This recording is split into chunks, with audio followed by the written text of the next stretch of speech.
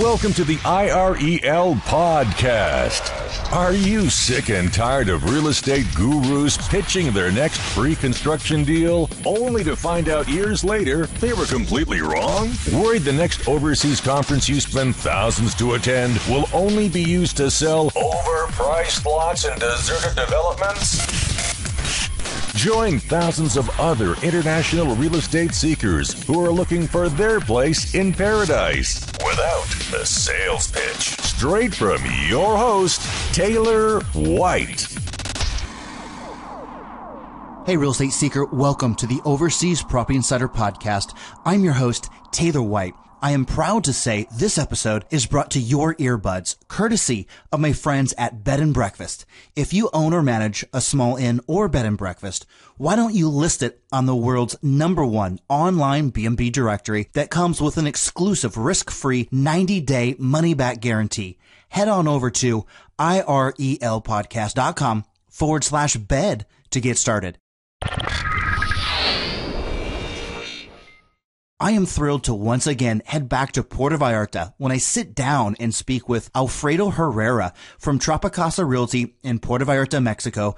And as always, we'll get the true story on the local real estate scene and have you coming away wanting to investigate its local property market further or cross it off your short list entirely and continue listening. Right now from Alfredo, you will learn that Puerto Vallarta has an average temperature of 77 degrees Fahrenheit with over 325 days a year of sunshine. The local market is very much a cash market, and to make sure you have your financing in place at home to save both time and money. Reveals his average clientele stays in PV 3 to 6 months a year and good strategies to use to generate positive cash flow while away and much more. And don't forget, if you're listening to this podcast and want to grab Alfredo's contact details, links on buying or selling Puerto Vallarta real estate, or any other show notes, head on over to irelpodcast.com/43. Grab me another tequila anejo. Don't forget the lime and salt, and let's head back to PV. In case you can't tell, I'm excited. Let's get Alfredo on the phone. What's going on, Alfredo? It's Taylor White. I'm excited to have you on the podcast today, straight from Puerto Vallarta, Mexico, so we can get to know you personally. Tell us more about yourself and where your stomping grounds were before you ended up in PV. Hi, Taylor. How are you? I was born and raised in Acapulco, but I went to college in Guadalajara, where I graduated from the UAG with a degree in industrial design. Guadalajara is the second most important city in Mexico, and it's about a 3.5-hour drive from here. This has made Puerto Vallarta the traditional vacation spot for people from that city, and the first time I came here was in 1984. Back then, Puerto Vallarta was still a small town, and while it has grown up as a city, it still retains that old village feel that both foreigners and Mexicans like so much. While Guadalajara is a very beautiful city, it is not on the beach, and having grown up in Acapulco, I realized how much I wanted to live by the beach, so in 1996, my girlfriend and I decided to move here, and Puerto Vallarta welcomed us with open arms.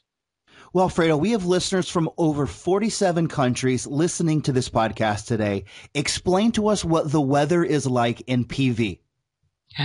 Well, we have great weather here. Today, the skies are blue, sun is shining, temperature is about 26 degrees Celsius, so it's great. I love that. Awesome, Alfredo. And so we can get a better idea of you professionally. Give us your brief resume leading up to Tropicasa Realty.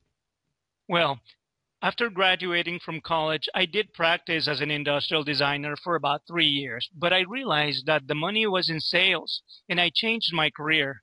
However, when I came to Puerto Vallarta, the exotic vegetation and the rich wildlife made me start a whale watching and bird watching tour company that was pretty successful, until the real estate boom here in Vallarta tempted me to the point where in 2006, I made the change yet again, but this time to real estate sales. Now, of course, if I was going to become a realtor, I wanted to be with the best, and Tropicasa has a reputation as the best real estate company in town. So I joined the company in 2007, and I have been here since. Tropicasa is a member of AMPI, which in Mexico is the equivalent to the NAR. Members of AMPI are required to have a certain amount of hours of continued education and are abide by strict rules and ethics. That is why I chose to be in Tropicasa. And then, Alfredo, do you handle buyers, sellers, as well as vacation rentals? Basically, buyers and sellers. We don't really do vacation rentals in Tropicasa. Well, Alfredo, we are always fascinated to learn about which countries people have considered and why. Now, why don't we delve deeper into Mexico as a whole, and then why you chose Puerto Vallarta in particular versus other popular spots? Well, Mexico is my home country, and while I have visited other places, the fact is that this is a great place to live. And a great number of expats living here in different parts of the country can testify to that. I know you're probably thinking about what you hear in the news, that Mexico is a dangerous place to live, but Mexico, it's a big country. And saying that people shouldn't come to Mexico because there is violence in a town in the state of Michoacan, it's like saying, well, there's a lot of violence in Los Angeles or Chicago. We should not go to the U.S. to visit. Exactly right. Mexico has great weather, culture, food, people, and it's very affordable to live here in comparison with many cities in the U.S. and Canada. Now, in my case, it was pretty natural to choose Puerto Vallarta because, as I mentioned before, I was living in Guadalajara and we used to come here quite often. But there were two key issues that made my decision to live here very easy. First, the people, and then the natural beauty of this place. The people of Puerto Vallarta are friendly by nature, to the point that it has been voted several times as the friendliest city in the world by Condé Nast magazine. Also, the natural beauty of this place is second to none.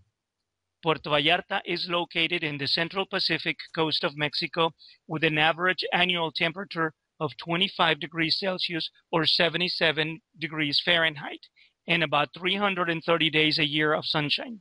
The mountains on the south side of Puerto Vallarta that drop into the ocean with their lush vegetation and are home to a wide variety of flora and fauna are a sight to be seen. Also, the beauty and richness of the bay itself makes it a great place for sailing, sightseeing, and sport fishing. And how can I not mention the humpback whales that have also chosen to this bay to come to give birth to their calves and nurse them until they are ready to migrate north? In my case, the combination of those two factors, along with many other little things, made me fall in love with this place. Alfredo, I, for one, absolutely love PV, have been many times. It's about a 2.5-hour flight, a direct flight from San Diego. But can you give us a better idea of where PV is located if we're looking at a map of Mexico? Right in the middle, in the center middle coast of the Pacific of Mexico, almost at the same latitude than Hawaii is. We're a little bit less than a degree of latitude than Hawaii. And then, of course, direct flights come into PV, correct? That is correct. In fact, there are straight flights from the west coast of the United States as well as from the Midwest and some from the East Coast and as well as from Canada. There is now a direct flight from England that is going to start again, as we used to have those in the late 90s. Oh, wow. So refresh my memory. If we fly into PV and we want to go to downtown PV, like the Malecón, how far is that drive time-wise? Oh, boy. It's just maybe a 10-minute drive. It's not very far from the airport. Okay, Alfredo, we have gotten to know you both personally and professionally, reasons why you chose Mexico and why Puerto Vallarta speaks to you. But get ready, because now it's time for us to pick your brain on the local real estate scene. And to get the juices flowing, we're going to do a quick round of what I like to call the real estate hot seat. We'll ask you 5 rapid fire questions, and you give me an answer in 15 seconds or less each. Alfredo, are you ready for the PV hot seat? Yeah, okay, let's do it. All right. What currency is real estate priced in? Well, that is an easy one. It's in U.S. dollars. Is owning property as a foreigner legal? Absolutely. Any foreigner may own real property in Puerto Vallarta through a real estate trust held by a bank. The real estate trust is set up by a public notary who is the only authority designated by the state government to give faith of the transaction. Can property be titled? Yes. After the closing, you actually receive an escritura, which is the deed to your property. It is in this escritura that it is mentioned that the property is held in the trust. Can money flow in and out of Mexico easily, or are there currency restrictions? Yes, money can flow easily in and out of Mexico. All of our transactions are done by wire transfer in and out of escrow, both nationally and internationally. And as listeners know, Alfredo, my number one question, what is your favorite local drink? Oh, geez, that's a difficult one. But okay, if I have to make a decision, I would have to choose a good sipping aged tequila or tequila añejo. There are several of them. The town of Tequila is only 2.5 hours from here, you know? Alfredo, I have to put you back on the hot seat for question 6. Mexico is known for amazing food. What are some really great local dishes that you like? Oh, that's also that's also a very difficult question. You know, one of the great things in Mexico and in Puerto Vallarta is the food. It's So outstanding. the seafood is great. Local fishermen go out and get, most restaurants serve the catch of the day. The Mexican traditional food like mole, like enchiladas, like cochinita pibil, those are what I like. I love it. And Alfredo, if you don't mind me asking, I know that you said that you've spent quite a bit of time in Guadalajara as well. Can you kind of say what you think the cost of living is like in PV versus a place like Guadalajara? Puerto Vallarta, the cost of living might be a little higher in Puerto Vallarta, not too much more, but a little higher than in Guadalajara. In general, living on the tourist destinations will be a little bit more expensive than inland Mexico. Okay, Alfredo, you are off the PV hot seat, but it's time to zero in on the local real estate scene. Give us your brief synopsis on the PV real estate market over the last few years, where it is today, and then where you see it heading for the very near future. Okay, well, one important thing that the audience should know is that the real estate market in Puerto Vallarta, and traditionally in Mexico, is and has been a cash market. This doesn't mean that there are no mortgages available. It's just that bank loans are very expensive, and people choose to either pay cash or get financing elsewhere. As a result, sellers don't have that bank pressure to sell. And if otherwise not motivated to sell, they may just wait until the market improves, as maintaining a property here is by far less expensive than keeping one in the US or in Canada. Now, having said that, when the world economy slowed down at the end of 2008 and the following years, sales dropped considerably in our market, forcing most sellers to reconsider their list prices. Today, prices are more realistic, and as a result, our market has been very active since the beginning of last year, with sales taking place all across the board.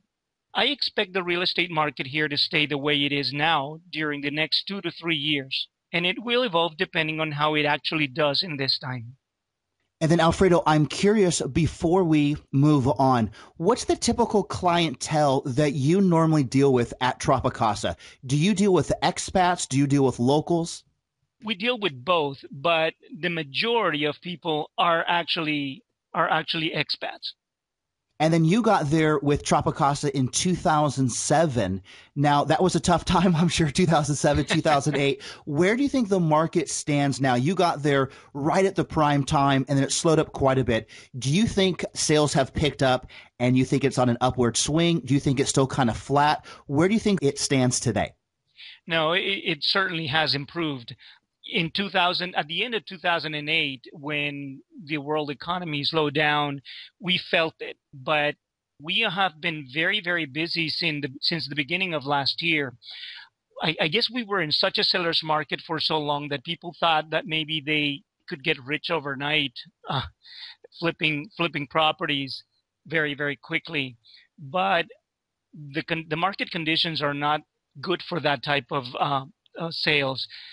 Right now, most properties have reconsidered their list prices, and as a result, there has been a lot of activity. Most of the activity has been in the 300,000 range and lower than that. But yeah, there is no question about the fact that the market is recovering very well. So, Alfredo, we can fly into PV. We know that the downtown's about 10 minutes away, and we're looking at a map of PV. Pretend you are Google Maps or Google Street View. What streets, neighborhoods, or parts of the city are we talking about in Puerto Vallarta? Well, for condo sales, a popular area is Centro South, which includes Alta Vista, Emiliano Zapata, and Olas Altas. Here we're talking about living in Old Town, Mexican traditionally looking areas with the red tiles on the roof. Old Town is where a lot of the shops are, and the restaurants and bars and nightlife, so people want to be close by. Also popular with condo searches is the South Shore, which includes Amapas, Conchas Chinas, and Mismaloya. Here we have newer developments on the hills surrounding downtown and the hills on the south side of the bay that I mentioned earlier, all with magnificent ocean views and yet within a short drive to Old Town with restaurants, shopping, galleries, and nightlife. One other area popular for condo and house searches is the Marina. Here we have developments along the boardwalk overlooking the Marina, as well as homes on the golf course along the fairways. Nuevo Vallarta, Bucerías, and La Cruz are also common areas for homes and condo searches and are a 20 to 30-minute drive from downtown Puerto Vallarta. Alfredo, now that we have locations in mind, what types of properties do you recommend? Are we talking about buying pre-construction units for capital appreciation that we later flip? Are we talking about buying completed apartments, houses, or office spaces to generate rental income? Or are we talking about buying land to either sell as is or subdivide into smaller tracts? Alfredo, give us a better idea of what you're talking about today. Well, first of all, what I normally want to find out from a client is what is it that they want to use the property for. And I have found that the majority of people buying homes or condos in Puerto Vallarta are retired already or close to retirement, and they want to live here 3 to 6 months out of the year or even longer. A few other people are looking for an investment to get rental income or even to flip, in which case they buy a fixer-upper, repair it, and then sell it. Condos are more popular because buildings or developments normally have on-site administration for the upkeep of the common areas, as well as security, which is very convenient if your property is going to be empty for longer periods of time. People wanting to spend more time here may see a house more suitable to their needs, whether it's a freestanding house or one in a development. In either case, hiring a property manager to help maintain your home away from home is always a good idea, as they can pay your utility bills as well as have someone to come in once or twice a week to clean and air your home. This is especially needed in the summertime when the humidity is high here. Hey, Alfredo, I wanted to ask you a question since you're there in PV and you have clients that come down for 3 months out of the year or else 6 months out of the year. Do your clients normally speak Spanish fluently? Do they speak Spanish conversationally? Or you don't really need to know Spanish all that well to get started in PV? No, you don't really need to know the Spanish all that well. The majority of people here speak English. That is, the majority of people that are in contact with visitors. Now, once you live here, you find that even when you go to government offices or to the grocery store or, whatever it is that you do in your daily life here, most people here are very willing to help and are willing to overcome that language barrier. One thing I want to point out is I've been to a lot of places in Latin America. Some countries you go to, which I won't say where, they aren't very happy with you if you don't speak Spanish, which you can relate to, but sometimes it's not convenient. One thing about PV and all of Mexico is that you don't necessarily have to speak Spanish. Of course, they prefer it, but they're nice about trying to help you learn Spanish. Do you think that's true? Yeah, that's very true. Yeah. Okay, Alfredo, now we're going to move on to prices, and I'm going to hit you up with a two-part question that I know everyone wants to know, and you have to give us a general range, so we have some price points in mind. Here they are. Part one, what would be the price range of what we are talking about? Maybe give us a starting price point at the low end to a final price point at the high end. And Alfredo, just to clarify, I'm talking about total purchase price. Okay, well, One good thing about Puerto Vallarta is that you may find properties in all price ranges. On the lower end, you may buy a decent 66 square meter, 2-bedroom, 1-bathroom condo within 5 to 8 minutes from town, which, including closing costs, would bring the purchase price to $60,000 or maybe a little less. Now, there are several other options, and if you go a few blocks from the beach, but still not too far, you can get a nice 2-bedroom or 3-bedroom condo for about $150,000 to $200,000 plus total purchase price. The South Shore offers a wide variety of modern contemporary developments from 200 square meters and more, 2 to 4 or 5-bedroom condos with impressive ocean views, which may range from $450,000 up to $2 million.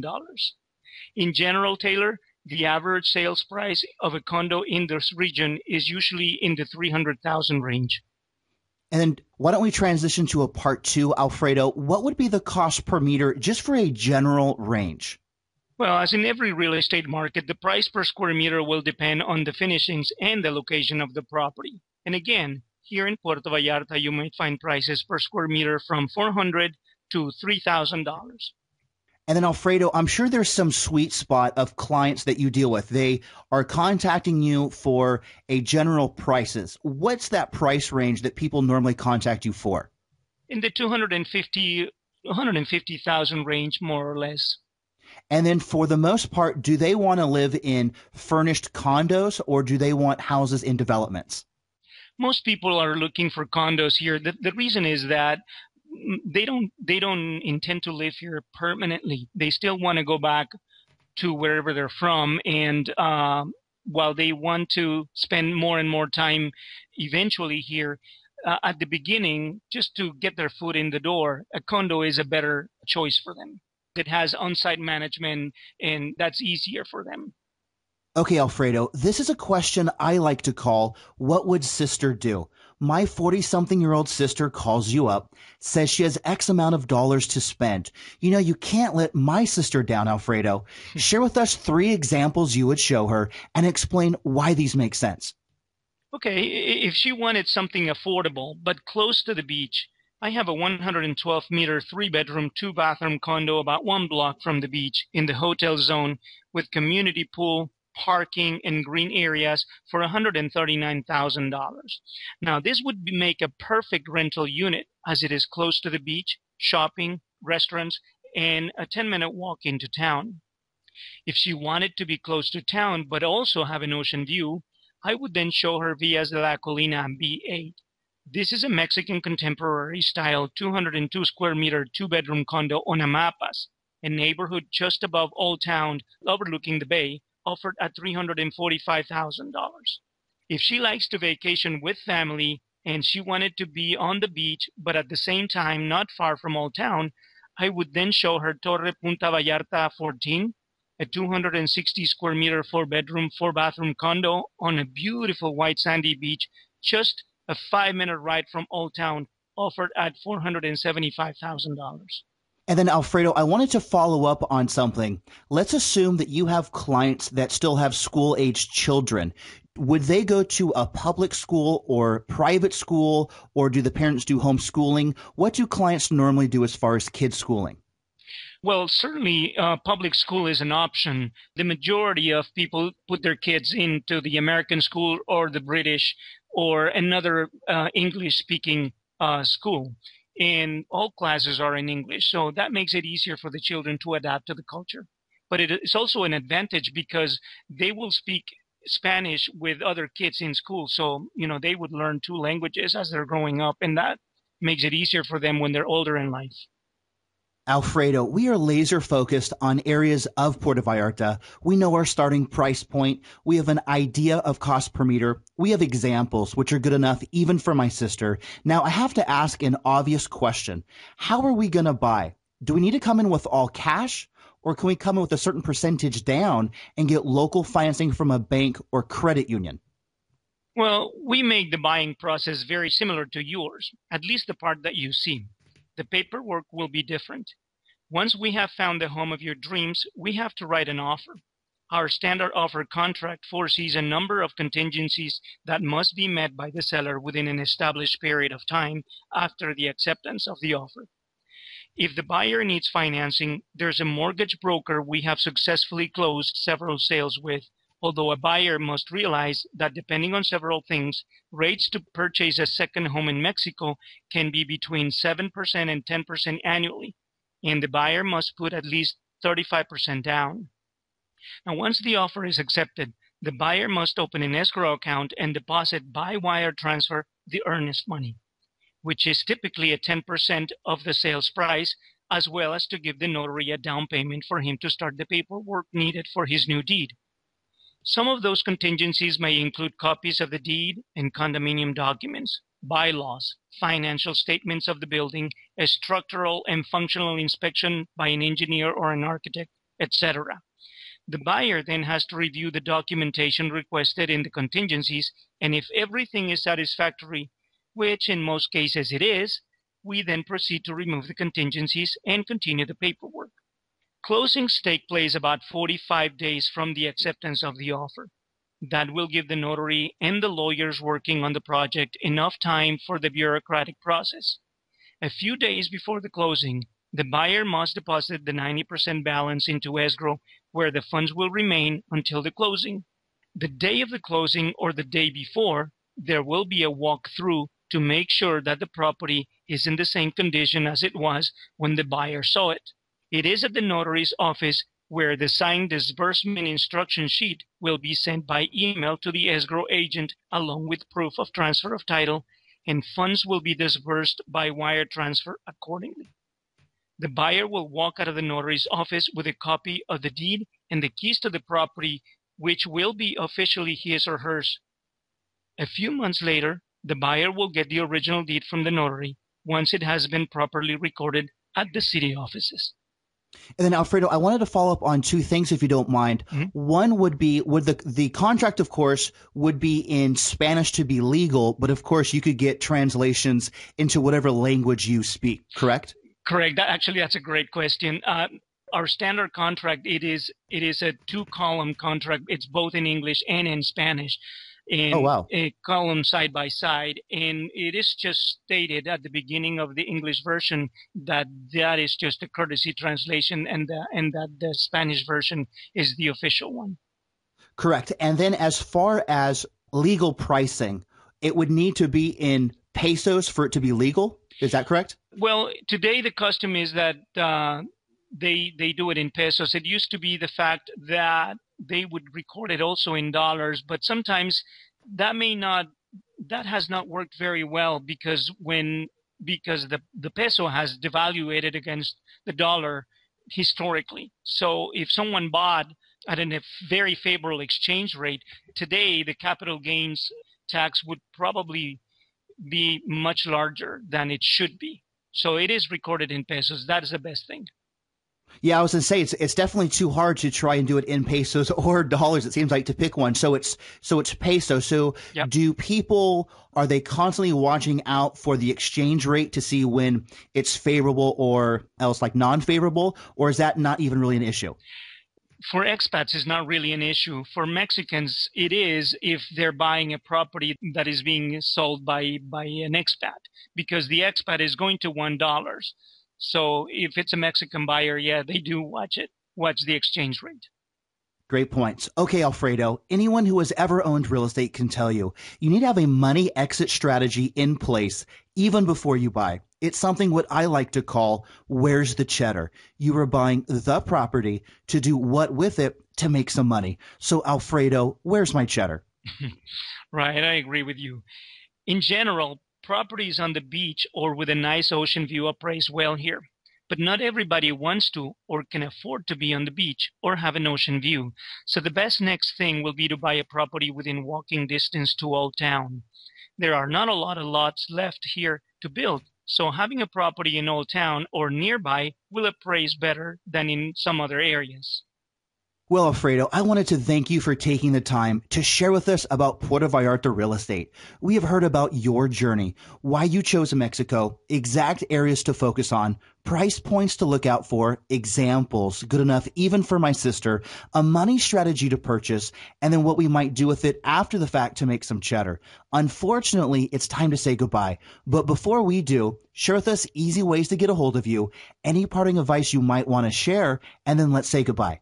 Well, it's very easy to get in contact with me, Taylor. The best way is by email, which is alfredoh@tropicasa.com.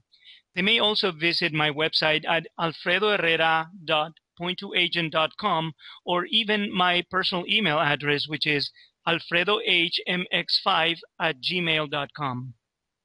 Absolutely fantastic, Alfredo. I have really enjoyed this conversation, straight from Puerto Vallarta, Mexico to our earbuds, and I hope we can catch up again in 3 to 6 months. Well, thank you, Taylor. Thank you for giving me the opportunity to share with you and your audience a little bit about our life here in PV. I look forward to that next visit. I want to thank Alfredo once again for taking us back to PV and exposing why so many expats are flocking to the special enclave in Mexico. Listening to Alfredo excites me about the opportunities in Mexico, and I can't wait to get him back on the show again soon with more specific Puerto Vallarta real estate investments he believes you need to hear about right now. If you're listening to this podcast and want to grab Alfredo's contact details, links on buying or selling Mexico real estate, or any other show notes, head on over to irelpodcast.com/43. Are you a real estate agent like Alfredo with an amazing story you want to share? Do you have properties located in the world's most desired hotspots, just waiting for buyers? Well, guess what? I want to help. Whether you're a Venezuelan in Panama, a Swede in Thailand, or a Mexican in Mexico, I invite you to share it with my eager audience. Head on over to irelpodcast.com/43 to get started. And together, we will share your story. You have been listening to the IREL Podcast with Taylor White. Be sure to hit up irelpodcast.com for more. That's irelpodcast.com. Thanks for listening.